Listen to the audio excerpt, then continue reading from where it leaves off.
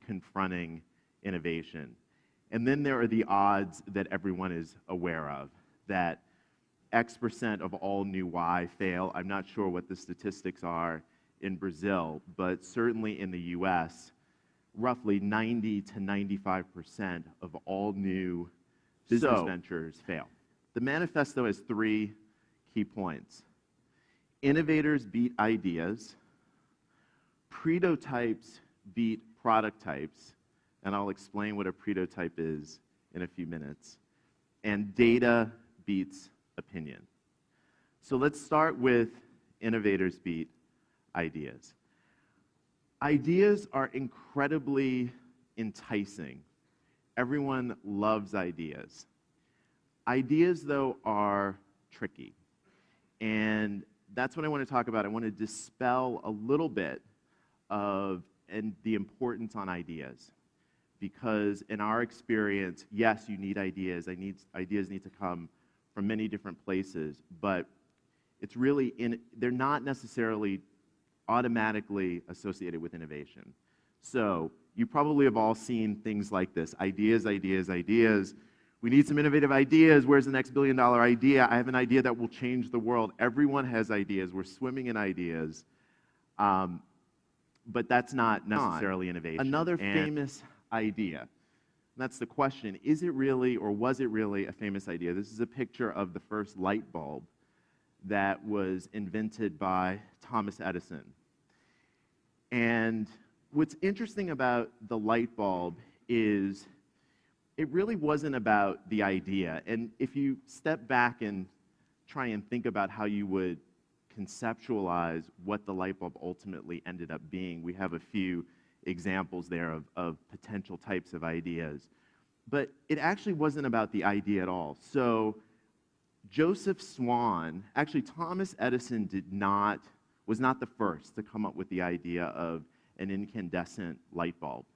In fact, the first patent filed for this idea was by a man named Joseph Swan in the UK. And that idea was patented in 1850. Thomas Edison founded his company in 1878. So literally 28 years later. And during that entire period of time, people were working on this concept and this idea. When Thomas Edison founded his company in 1878, it took him another 2 years before he actually produced the first working light bulb. And that required roughly testing 3,000 different theories about how you can make this work. It also involved thousands and thousands of tests on materials. So the filament inside of a light bulb is incredibly sensitive, and it took a long, long time to figure out what material would work. So the point here is that ideas are important. They're the spark, they're the inspiration, but they don't equate to innovation. Innovation is really about that 99% that's reflected in the picture of the hard, hard work. Thomas Edison toiling day in and day out in his basement trying to figure this out.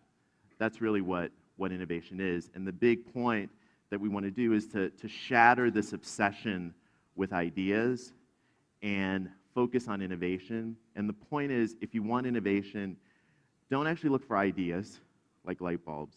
You really want to look for innovators. You want to look for the Thomas Edisons of the world. And strategically at Google, that's what we focus on. We hire people and we cultivate talent that has an accumulated experience base and evidence of bringing to market innovative ideas, and people who are going to invest in that 99% to take ideas to fruition. And that's an incredibly important. And so we have this notion of building the right it versus building it right.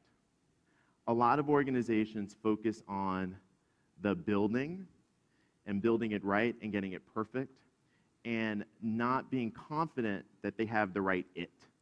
They have the right idea, the right crux of opportunity to invest in. On the manifesto, data beats opinions, which should be pretty straightforward. So